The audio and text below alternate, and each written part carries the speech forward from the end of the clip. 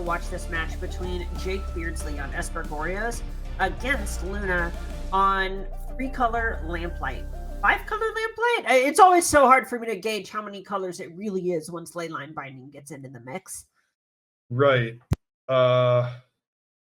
3 colors of spells in the main deck, plus some Veil of Summer and some Leyline Binding. So yeah, I mean, I think any number of colors is probably accurate. You can get away with. Okay, and we see kind of a shaky keep where Jake's really leaning on finding a white source with this Hedge Mage to kind of get that grief, quote unquote, scam draw that we've been seeing in Modern for a while now. Yeah, so was this Jake already down to 6 cards and then he kept to hand hoping to assemble the grief combo? Yep, exactly that. And over on Luna's side, it looks like just kind of some land drops, but that copy of the One Ring, which we saw can single-handedly blank most of Jake's combo, or at least the Goryo's Vengeance slower combo that we're used to. Yeah, tough. You got to feel for Jake a little bit here. He's potentially facing his 3rd non-functional draw of the series, but he did find Polluted Delta right when I was almost ready to count him out. So let's see what can happen with this grief scam, and then potentially even a world where he sets up a quick combo if you can get that Atraxa into the graveyard. And that's the nice part of so many of these decks, right? Is your hands can go from completely non-functional to literally unbeatable in a single draw step. So we see Grief hit the battlefield, exiling that Atraxa, holding on to Goryo's Vengeance. My intuition is just taking the Leyline Binding here to try and break up any future Ephemerate stuff. But what's the other card that you're looking at once you actually cast the Ephemerate? It looks to me like you can take the Fable of the Mirror Breaker, and then if Luna doesn't have a good draw step, the Prismatic Ending is not, large enough to kill the grief, and then you can resolve your Ephemerate to take the One Ring before that hits the battlefield. So there's a lot of ifs there, but in theory, Jake's grief Ephemerate matches up super well against the cards that are just showing right now from Luna's side. Yeah, there are a lot of different kinds of thought seasons, and I know I'm kind of explaining this to a seasoned master, but this is the kind of breaking up the curve kind of thought seizing, right? Yeah, for sure. And when you get 3 of them, you really just get to go up the ladder, right? Take your 3-drop, take your 4-drop, everything hits right on time. Though Solitude now is going to ruin Jake's plan. Yeah, that's a tough one. Now all of a sudden Luna just has land number 4 plus the One Ring rolled up for next turn. And those 2 cards that you mentioned, that represents like 15 cards, right? It's minimum. A fourth land and a One Ring is better than most people's entire decks. All right, Philosophy Archaeologist put an Atraxa in the graveyard. Okay, they are giving us a match. They are hungry for this top 8. Holy. Okay, One Ring hits the battlefield. Altar of Dementia off the top for Luna. That means she's just 1 card away from her own combo. Oh, this is so back and forth. So Jake's going to really hope that he can find a land and an Ephemerate off of this, in which case he'll have access to the top 20 cards of his library, and that will, almost approximate having a One Ring on the battlefield. Any port in a storm, really.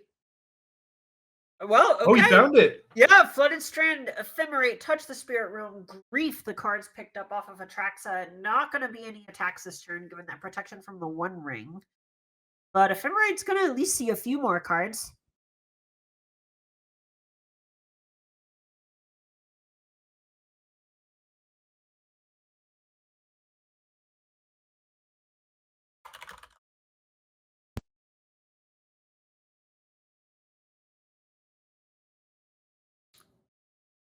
Oof, looks like it's a tough choice for Jake, but he's picking up Polluted Delta, Atraxa, and one other card that's barely off screen, discarding Atraxa to hand size and in step. Here's a question for you. Goryo's Vengeance, the last pickup. Okay, I cut you off. Hit me. Let's imagine that in between Luna's draw step and activation of the One Ring, she finds Lamplight Phoenix. Can Jake disrupt that oh, and there it is, by the way. So can Jake disrupt this combo with Solitude, or is it such that removal doesn't get the job done? I think there might be a very specific way that things could play out where that is technically possible, but it's like a 0.5% situation where Luna almost runs out of material to sacrifice to Lamplight Phoenix, and then it comes back with a mill trigger on the stack or a mill activation on the stack.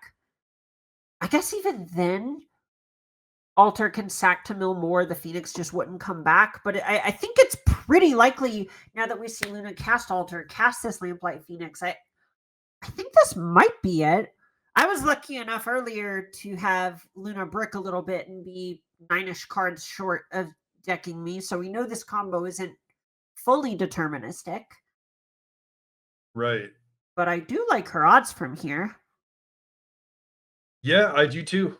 And this is a really impressive aspect of Luna's deck. So this is now the fourth game that we've seen of this matchup, and Luna is just winning games after Jake resolves Goryo's Vengeance. I mean, my deck can't do that. You think your deck would struggle except in Right. some very rare cases, but Luna's no problem. Draw your Right. 14 with Grizzlebrand. See if I care. And this has just been really impressive too, because if you're in Luna's seat, your opponent had turn two Grief plus Ephemerate. With another Ephemerate on the way, Luna proceeded to have Solitude to hit Grief, into Cast the One Ring, into kill you. And it's Yeah, that's through that is really impressive when you put it that way. yeah, and that's with Jake picking up what 10 extra cards off of an Atraxa, doing all the grief stuff we just talked about. This has been a whole game.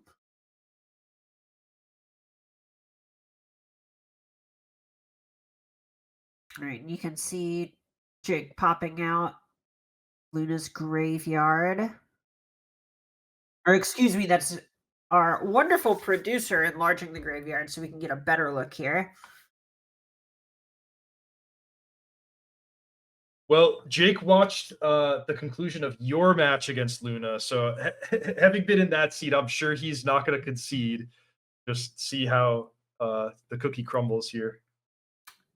Yeah, that was a really funny spot where I fired off the 105 as the figure in the pre-show and then stared for a long time and worried that it felt like I was BMing, but thought that she could only mill like 6 cards short or something. And then it turned out she was 9 cards short because of how she sideboarded.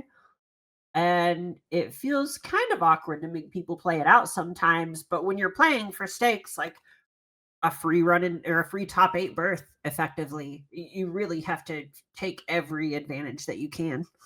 Hey, if nothing else, do it for the show. I mean, we want to see how this combo works, and especially given that it's one that's not it's not repetitive, it's not deterministic, to use your language. It doesn't do the same thing every time. So we really want to see what this deck is all about and how things can play when you assemble these two cards. It's just so cool to see something new, too, right? Like we talked about this a little bit earlier. We've been playing a long time. You don't see new, like completely new things that often, right? Like Goryo's Vengeance on Atraxa, the details are different, but this is something that is using a brand new mechanic. And Altar of Dementia is something that really only saw modern play for a couple months. This is sweet.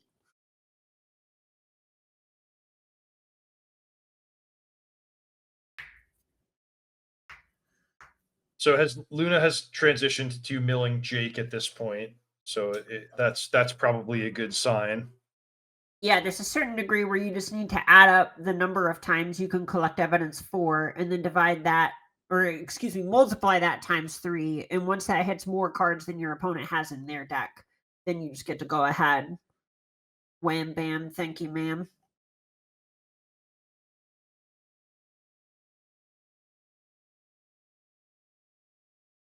All right, Jake down to 7 cards in deck. 4.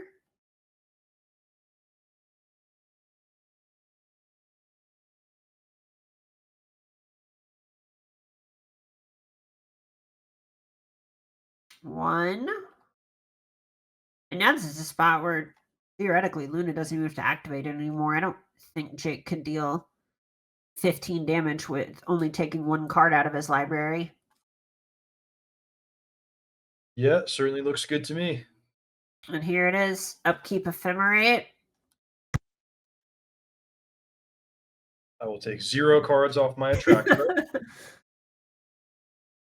All right, and Luna gets game one. This is sort of once again just on the back of the raw power of the cards that round out the rest of this combo deck, where the altars and the Lamplight Phoenixes might look a little bit narrow. The Lamplight Phoenix maybe less so, but the rest of this stuff going on here is just almost the blue-white shell that plays the One Ring that we see play a damn good control game on the back of Counterspell, sometimes Fable, Leyline Binding, etc. Oh, it's cool to see the sideboarding in action. Luna's moving a little bit away from the combo, which looks good. When I see Luna boarding out half of her altars and Lamplight Phoenixes, and I see Jake boarding in Surgical Extraction, that makes me think like Luna's got something, up her sleeve here. Yeah, completely. And this is something that we even saw in the first round today when Luna and Jake played. I don't actually recall her comboing against Jake at all. I believe she largely just won on the back of using the One Ring Yep. and blinking it and not blinking it, but picking it up with Teferi and casting new ones. And Jake's deck has so much velocity that is all in the name of assembling a certain combo that when that combo can be blanked with something like the One Ring, the deck really flounders.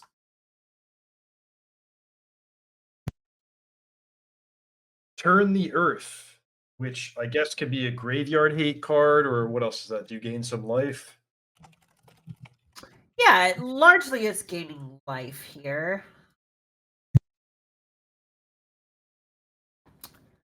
Theoretically, it can also put cards back into libraries if that ends up mattering.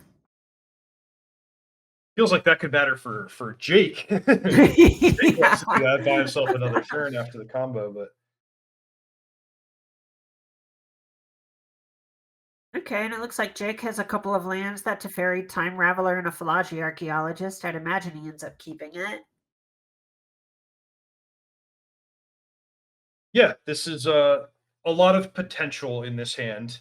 So he can't do anything super powerful right away, but the Philology can smooth his hand, set up his ephemerate, maybe set up his graveyard. So by turn 4 or so, he can have a whole new set of cards to work with and can maybe do a lot of powerful things. And I'd say this is an example of something we've seen a lot from Jake in throughout this series is he plays this deck very patiently. I was sort of likening it to Lucas Blohan in the Mox with the copycat Saheeli deck, where he has these sort of combos as a backup, but then just has a bunch of draw a cards, the Archaeologist, the Time Raveler, and so on, and is happy to try and play a fairer game, but it's a little hard to do that against the One Ring. Yeah, that's a cool throwback to a great match. One of Magic Online's Mitko's all timers there. Yeah, no, I think about that match all the time. It just completely changed the landscape of how people approached playing that deck. It was so sick. And I think I believe Blohan actually won the LMS in Prague over the weekend, or at least top eighted it with the Goryo stack.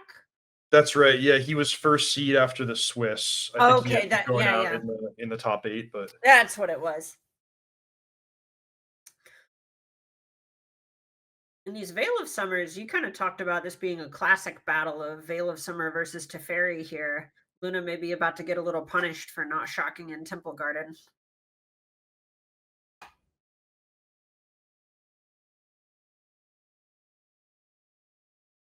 yeah, Luna kept her hand on the strength of Veil of Summer, which is great against a wide range of the things that Jake can present, but this just wasn't one of them.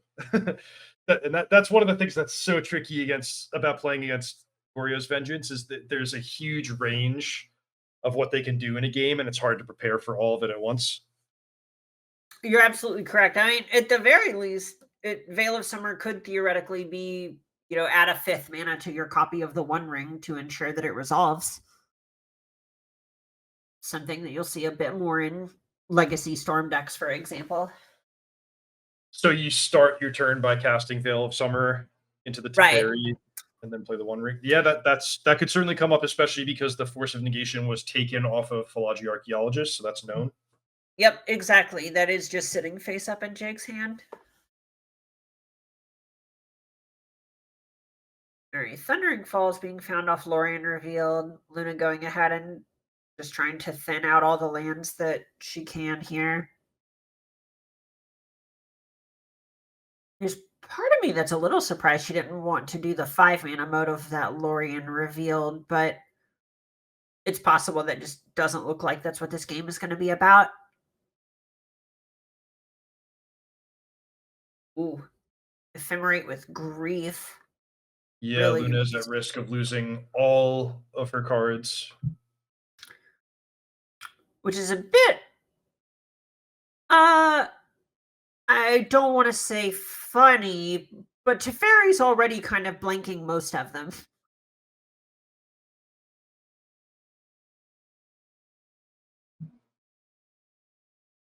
Jake Oh, has wow. a really good spot here, shredding Luna's hand, holding up the defensive measures of Force of Negation plus Teferi. He can bounce his own Archaeologist for maximum value over the course of the next couple of turns.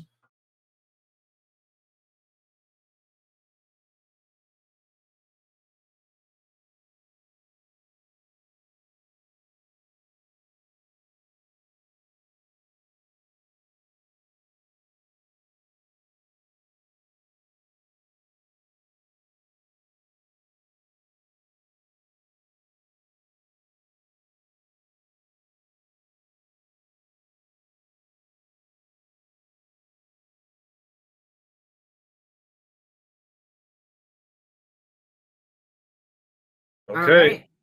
We have Luna a has picked game up. 3 on our hands.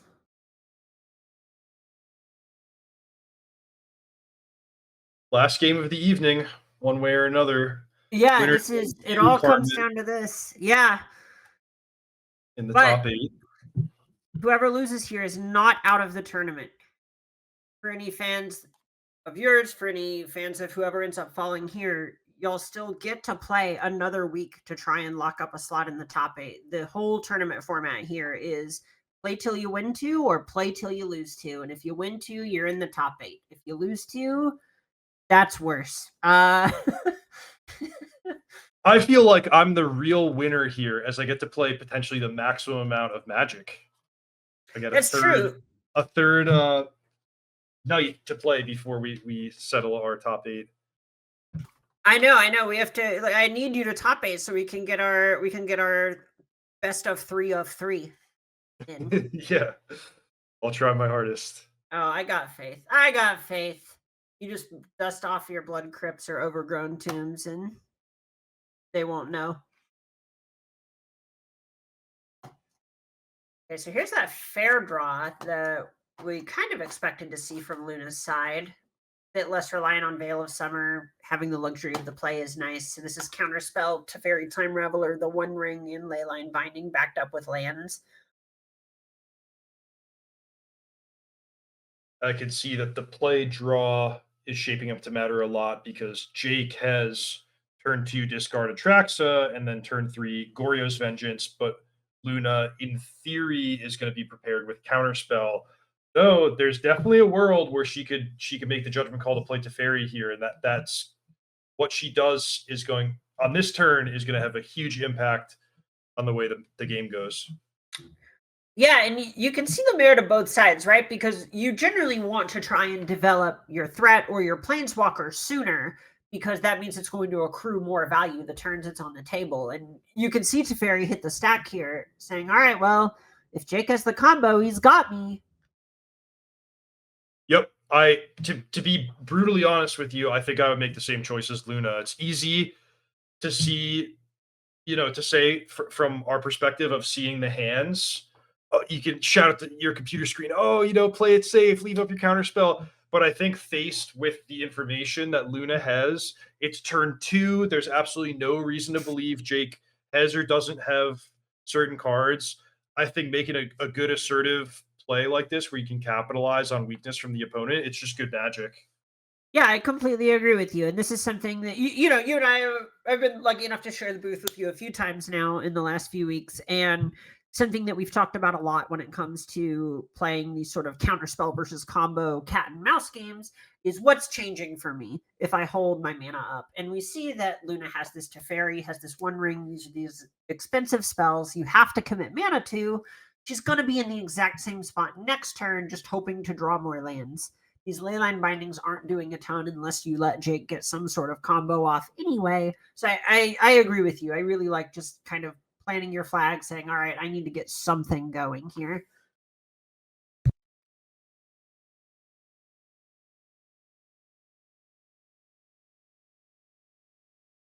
All right, and Jake's fetching a sorcery speed. He's basically just saying, okay, don't want to mess this up. Let's just do everything technically correct and execute. Jake really wants to find Ephemerate.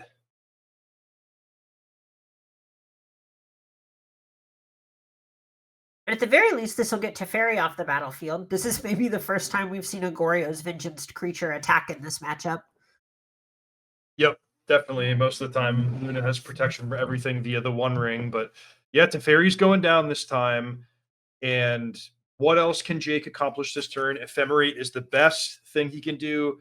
He can stack his hand for next turn. Maybe he can find a grief. Looks like he did not find Ephemerate. So this is merely a good turn, not a slam the door shut on the game type of turn. Okay, not like you said, it's not the thing you're necessarily writing home about, but kill a Teferi, draw several cards, gain a bunch of life is not a bad way to spend 2 mana.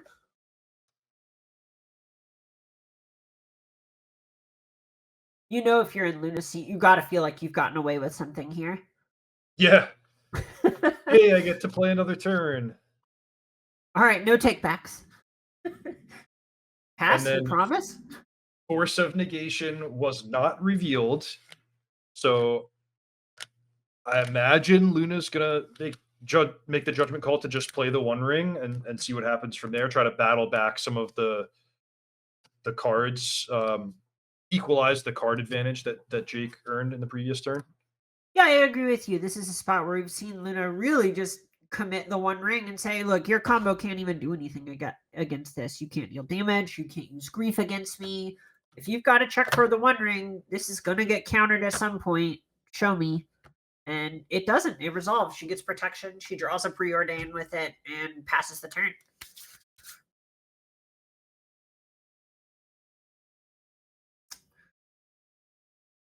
All right, we see Teferi Time Raveler from Jake.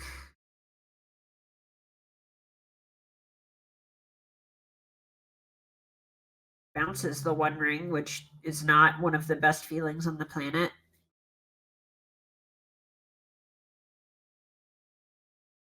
So what's Jake's goal in bouncing the One Ring?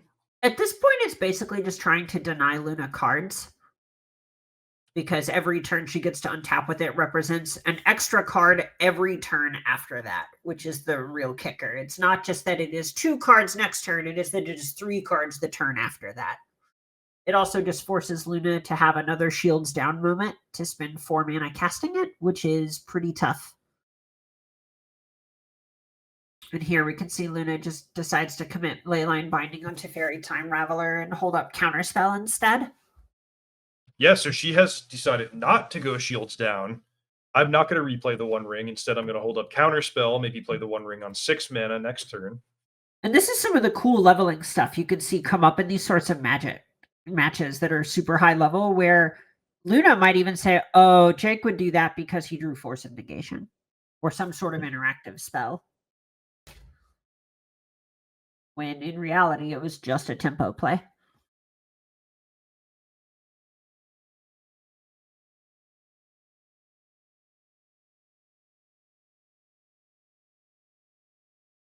All right, Jake surveils, passes the turn back. Bunch of draw spells in Jake's hand. Second counterspell joins Luna's grip. Whoa, she's just passing back without casting the One Ring. She is holding up a wall of counterspells here.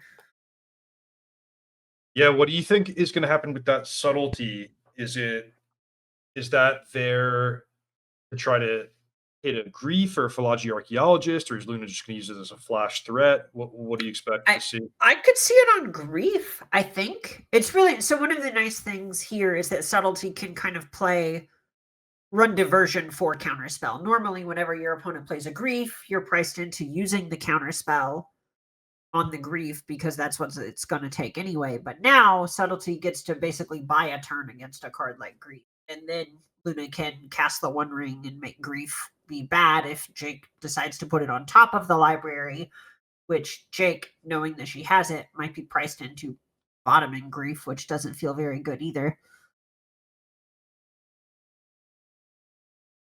And here's that grief. Great outcome for Luna here to use the subtlety for maximum value. Oh yeah, this is what you're dreaming of. Oh wait, does she have another untapped blue source she can get? You think she has Hallowed Fountain? Yeah, she has Gotta Hallowed be Fountain. one somewhere Okay. in the 68 cards, right? Oh, it's really tough. A lot of her things aren't actual mana sources. Okay, she has Breeding Pool as well. I love the discipline not fetching there. Not having a shields down moment is so huge in fetch land formats. Ooh, Ashiok not a bad one if Jake happened to put Grief on top. Yeah, so you can use either the Ashiok or the One Ring to neutralize the effect of grief being redrawn. Mm-hmm. I like the Ashiok here, both blanking fetch lands and basically setting Jake back to square one on anything like Tainted Indulgence or even a top deck Goryo's Vengeance, because earlier he did discard an Atraxa to hand size.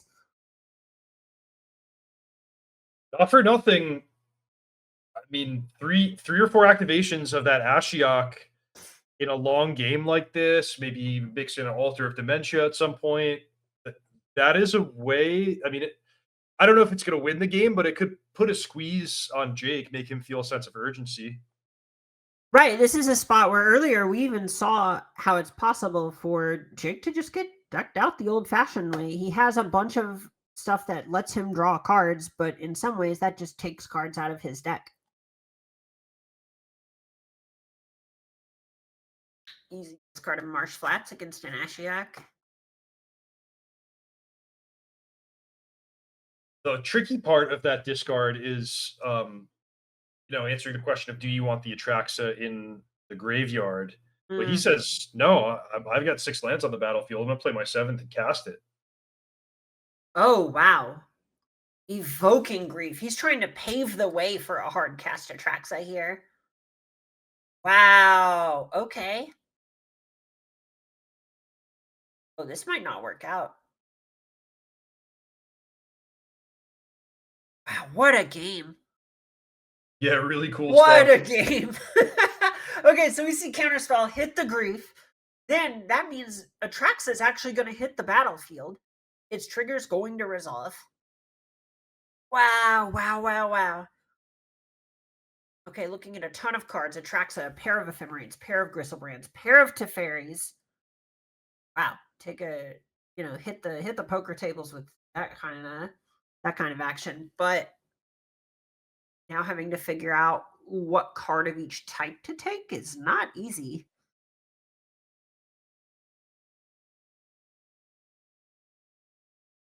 Takes Force of another Negation is a big Atraxa. one here. Yeah, Force of Negation is so huge. I suspect we might see Instep Hallowed Fountain, Leyline Binding on Atraxa. Yep. And then, I mean, honestly, Jake's had a few really good turns. This is not the first, but the second time he's put Atraxa onto the battlefield. But I still like Luna's position. Just get to work with that Ashiok. 23 cards becomes 19, and with Jake having to rebuild from scratch, I think it's going to be tough for him. Yeah, this is hard. So here we'll likely see Force of Negation go after this copy of the One Ring. Like, you can't. We've seen the kind of fear that that card has put into Jake based on the way he's navigated some other turns in this match. And then Counterspell gets the Force of Negation, and One Ring resolves, and all of a sudden it becomes basically Luna's deck against this copy of Atraxa. Though with Head's Maze, Prismatic Ending does answer the One Ring. True.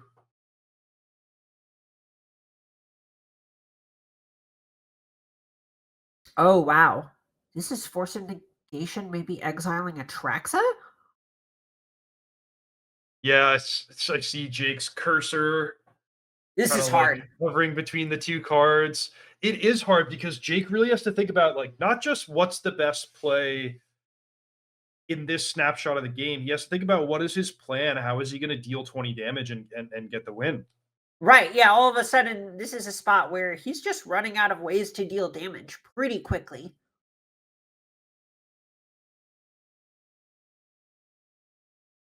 Why would you take the Teferi over the Atraxa?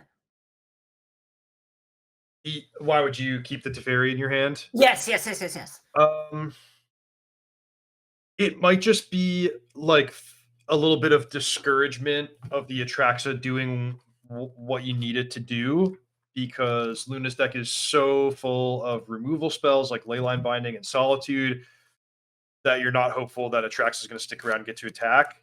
Whereas the Teferi, you can play multiple spells in the same turn. It's nice and cheap. That could be the thinking, but again, it's on Jake to come up with what his plan is for winning, and I don't know what it would be if I was in his shoes. Yeah, all I can imagine is it just.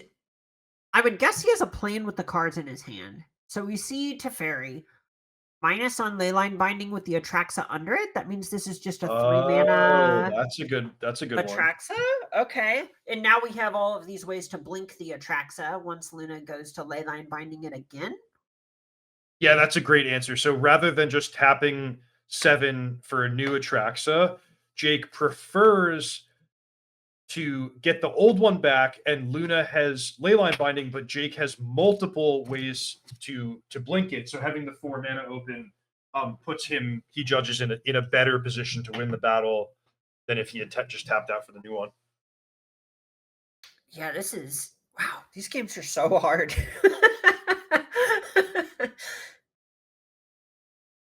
Okay, so we're seeing Prismatic Ending for 4, going after the One Ring with Jake still able to hold up this copy of Ephemerate. Boy, I'd be really thinking about going after Ashiok too. 14 cards in Jake's library. Yeah, there comes a certain point where you have to wonder if he's asking himself, "Am I just supposed to touch the Spirit Realm, the One Ring?" Okay, that's a good option too. Okay, well, here comes Prismatic Ending on the One Ring.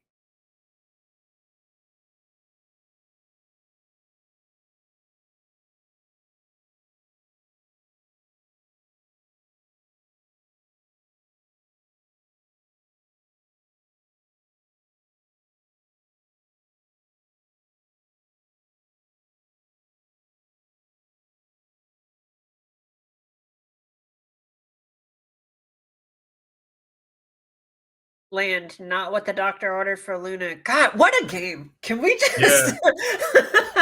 What a game! These players are starving for this top 8. Oh my god!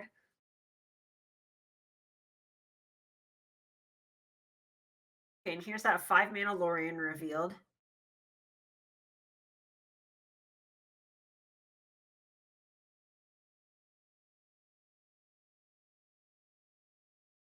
Ooh, the card Counterspell, good at a glance, not good under Teferi Time Raveler. Yep.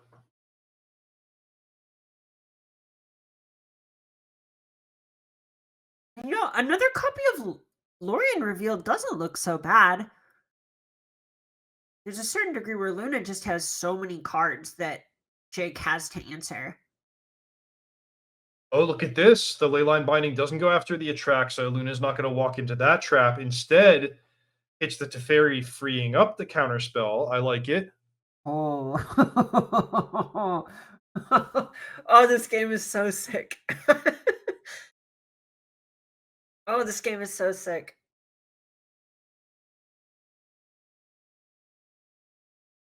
You can cast that Grizzlebrand Oh, if you like. oh I my would not god. advise drawing cards off of it, but Oh my god, what a berserk game. What an absolutely berserk game.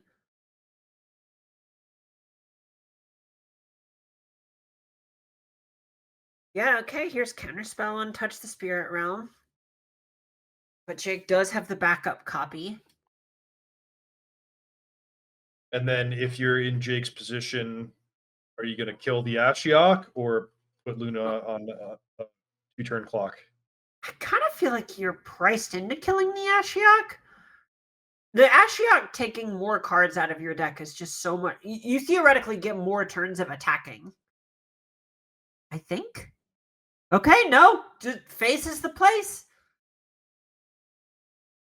Wow, wow, wow, wow. Okay. Altar of Dementia? So Oh. what Luna okay, what Luna wants is either a blocker or a removal spell for that Atraxa that comes at instant speed. If she draws a Phoenix, she wins. That's pretty cool. If she draws the Phoenix right now, it all that could be it. Oh, she bricks. Okay. So preordain. Drawn means that she does get more looks at an answer. Yep, looking for Leyline Binding, Teferi, Solitude, if that's still in the deck. The One Ring. Oh yeah, the One Ring would be perfect. Lot to another like another here. Ashiok would not quite do it. Almost. Teferi Time Raveler kind of would. Not a permanent solution, but she's not looking for those right now. She just needs another draw step and will basically be in the top 8. All right, preordain. Let's see it.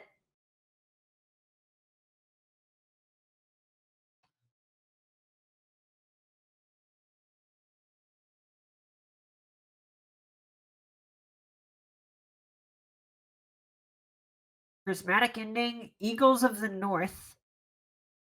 Oh, wow. Prismatic Ending is a blocker. Oh my god, Prismatic Ending can hit the touch the spirit realm. Okay. Now, so your choice is either you go for that or you bottom both and take one random draw step.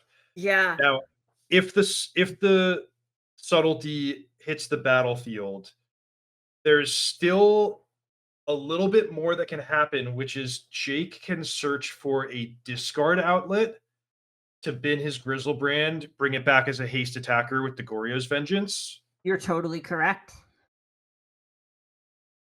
Oh my So god. I'm kind of seeing like Luna makes the flying blocker, takes out 4 more cards with Ashiok, then Jake gets to see the remaining 5 cards by ephemerating his Atraxa, and he sees if he can find either a way to produce another attacker or a way to get rid of that subtlety. All right, this is what she does. She said it's more likely that this works than it is that Jake finds a removal spell. It all comes down to this. Passes, Ashiok. Oh, and now Jake thinking if he needs to ephemerate now or after. What do you think? I think you can ephemerate now as long as you're very, very careful with the cards that you choose to take off of the Atraxa. Basically, take the good and then put all the chaff back so that you have enough to exile 4 and then still not die on your own draw step. It's really interesting. Is there even a way for Jake to draw the cards and bin Gristlebrand? Like, is there a way to discard Gristlebrand without dying? So let's say he takes like Tainted Indulgence or Faithless Mending, then he would need 3 cards. He would need 7 cards in his library, so that 4 get exiled to the Ashiok, 1 for his draw step, and there's still 2 Okay. left. Okay. So very barely. There is Okay. Faithful Mending. Oh, he's selected a lot of cards. So I think I see a way that Jake can win the game, but he has to execute properly. Oh no. I think he took too many cards. He has 3 left, so Okay. draw Okay. 1. Yep. You're right. Draw You're right. the remaining 2, win with 0 cards in his library. This will be the second time that you and I have covered a Traxa win with 0 cards in deck. Yeah, that's pretty cool. Oh my god.